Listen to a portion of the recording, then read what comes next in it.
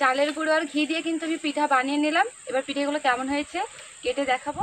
সবগুলো পিঠেকে কিন্তু আমি ভেজে নিয়েছি, দুদিকটা লাল করে ভেজে নিয়েছি। দেখুন প্রত্যেকটাকে কিন্তু আমি একইভাবে করে ভেজে নিয়েছি। সুন্দর কিন্তু দেখতে হয়েছে পিঠেগুলোকে। নমস্কার বন্ধুরা, নমিতা ভিলেজ কিচেন অফ ফুডে সকলকে স্বাগতম। আজ আমি আপনাদের সঙ্গে শেয়ার করব এক বাটি চালের গুঁড়ো আর ঘি দিয়ে মজার একটি রেসিপি। আশা করছি এই রেসিপিটা আপনাদের ভালো লাগবে, আর পুরো রেসিপিটাই কিন্তু দেখবার অনুরোধ রইল। আর আমার চ্যানেলটাকে সাবস্ক্রাইব করে না থাকলে চ্যানেলটাকে সাবস্ক্রাইব করে নেবার অনুরোধ রইল। তাহলে এবার আপনারা রেসিপিটা দেখে নিন। আর রেসিপিটা বানানোর জন্য এখানে আমি চালের গুঁড়ো নিয়ে নিয়েছি। এটাকে প্রথম আমি জল দিয়ে মাখিয়ে নেব। চালের গুঁড়োর মধ্যে দিয়ে দিচ্ছি পরিমাণ মতো লবণ, আর দিয়ে দিচ্ছি চিনি। এবার এটাকে আমি দিয়ে দেবো। এটা আমি বেশি দিচ্ছি, মিষ্টিটা বেশি হলে খেতে কিন্তু খুব ভালো লাগে। আপনারা যদি মিষ্টি কম পছন্দ করেন তাহলে মিষ্টি কম দিতেও পারেন। এবার সব কিছুকে ভালো করে মিশিয়ে নেব। শুধুমাত্র কিন্তু চালের গুঁড়ো দিয়েই মিশিয়ে নিচ্ছি, আর কিছুই দিচ্ছি না। চালটাকে কিন্তু আমি বাড়িতেই গুঁড়ো করেছি, একদম কিন্তু মসৃণ করে গুঁড়ো করে নিয়েছি। সব কিছুকে আমি ভালো করে মিশিয়ে নিয়েছি। এবার জল দিয়ে মাখিয়ে নেব।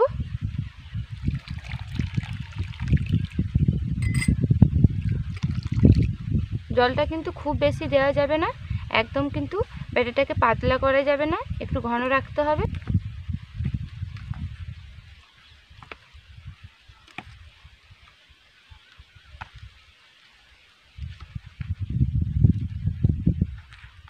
জলটাও কিন্তু আমি পরিমাণ মতন দিয়ে দিলাম।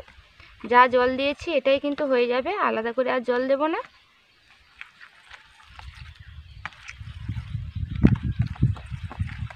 এবার ভালো করে চিনিটাকে মিশিয়ে নেব। এইভাবে করতে থাকবো, কিছুক্ষণ করলে কিন্তু চিনিটা গলে যাবে। চিনিটাকে কিন্তু ভালো করে গলিয়ে নিয়েছি, একদম কিন্তু ভালো করে গলে গেছে। কিছুটা ব্যাটারটা পাতলা হয়ে গেছে চিনিটা গলে যাওয়ার পর। মালপোয়া বানানোর সময় যেভাবে ব্যাটারটা তৈরি করা হয় সেইভাবে কিন্তু আমি তৈরি করে নিয়েছি। দেখুন এভাবে কিন্তু আমি তৈরি করে নিয়েছি, খুব বেশি কিন্তু ঘন করিনি, আবার একদম কিন্তু পাতলা করিনি, এভাবে করে নিয়েছি।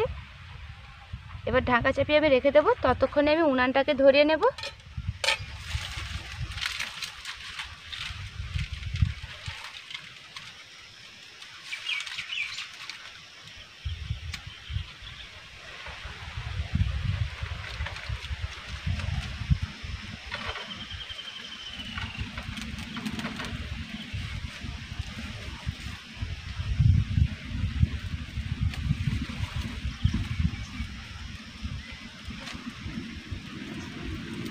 উনান আমি ধরিয়ে নিয়েছি, এবার তাওয়া বসিয়ে দেবো। তাওয়াই করে কিন্তু আমি আজকে পিঠে বানাবো। তাওয়াটাকে আমি ভালো করে গরম করে নেব। তাওয়াকে আমি ভালো করে গরম করে নিয়েছি। এবার এর মধ্যে ঘি দিয়ে দেব। খুব বেশি কিন্তু ঘি দেব না, হালকা করে লাগিয়ে নিচ্ছি। আমি এখানে ঘি নিয়েছি, আপনারা চাইলে ঘির পরিবর্তে তেলও নিতে পারেন, তবে ঘি দিয়ে ভাজলে খেতে কিন্তু খুব সুন্দর লাগবে। আর খুব বেশি কিন্তু ঘি দিয়ে ভাজছি না। চারিদিকটায় ঘি ভালো করে লাগিয়ে নিয়েছি। এবার অল্প অল্প করে ব্যাটার দিয়ে দেব।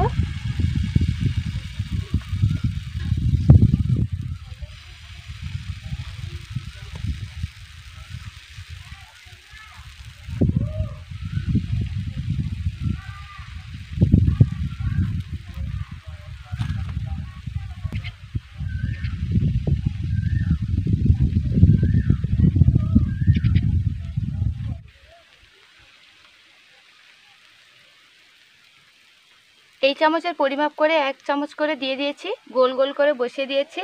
এবার একদিকটা ভেজে নেব। পিঠেগুলোর একদিকটা হয়ে গেছে, অন্য দিকটা উল্টে দেব।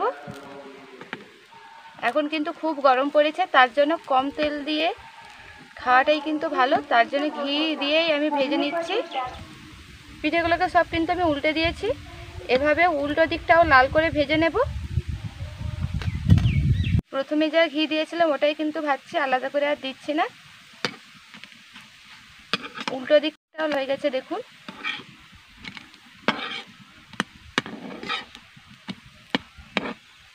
পিঠেগুলো ভাজা হয়ে গেছে, এবার এগুলোকে আমি তুলে নেব।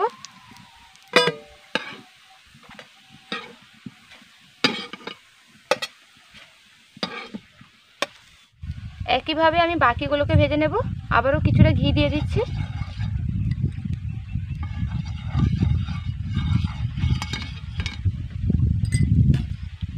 আবারও একইভাবে দিয়ে দিচ্ছি।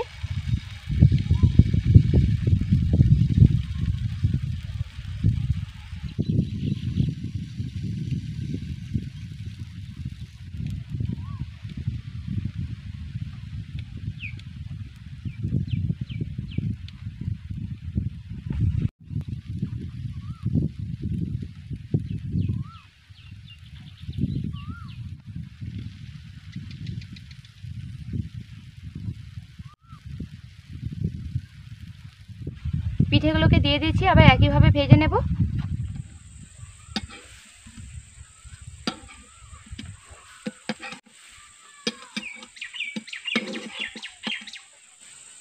এগুলোকে কিন্তু আমি লাল লাল করে ভেজে নিয়েছি। এবার এগুলোকেও তুলে নেব।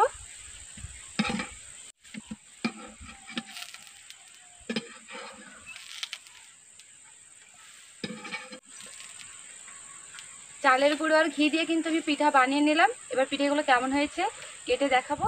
সবগুলো পিঠেকে কিন্তু আমি ভেজে নিয়েছি, দুদিকটা লাল করে ভেজে নিয়েছি। দেখুন প্রত্যেকটাকে কিন্তু আমি একইভাবে করে ভেজে নিয়েছি। সুন্দর কিন্তু দেখতে হয়েছে পিঠেগুলোকে।